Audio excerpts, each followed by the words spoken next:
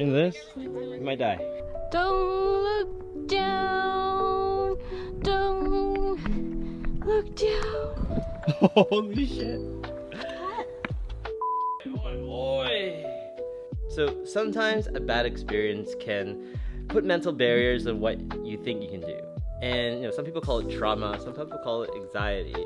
Well, rule number 7 of the 7 golden rules of travel is remember to have an open mind. Okay, so this story is less about me and more about my partner, Venus. You see, she went on a trip to Peru without me, and she went to go attempt to do the Inca Trail. And what had occurred was she didn't train for it. She just went off, tried to do it, and then she got extreme altitude sickness.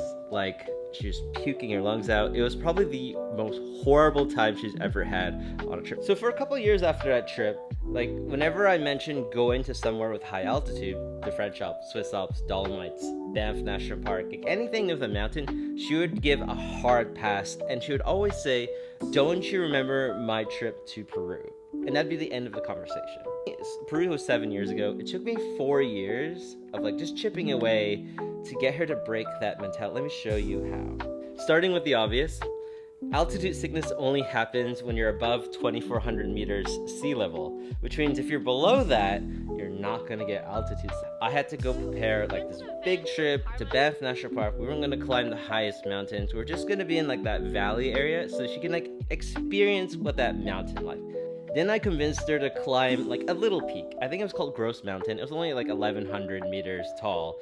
So it enabled her to like slowly chip away that mentality that she could do this. The following year after our Banff trip, I convinced Venus, well, maybe we should try Guatemala. And if you don't know, Guatemala has one of the highest volcanoes in all of Central America. It's about 4,000 meters tall. It's called Acatenango. If you climb to the very top, you have views of other volcanoes erupting. Sounds pretty cool. She was kind of like, don't really know what to do. So I thought, why don't I bring her to a gym that has a hyperbolic gym and they can test how sensitive you are with altitude sickness.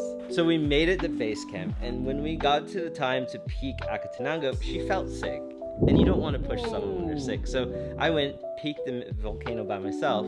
Overall, this was a win because she pushed her beyond the boundaries of what she thought was comfortable. Case in point, sometimes we like to put limits on ourselves. Maybe it's to make ourselves feel more safe. And as we gain more experience, good and bad, we close our minds to what is possible. So this is just a reminder to have an open mind on things because you might realize that you're more capable than what you thought.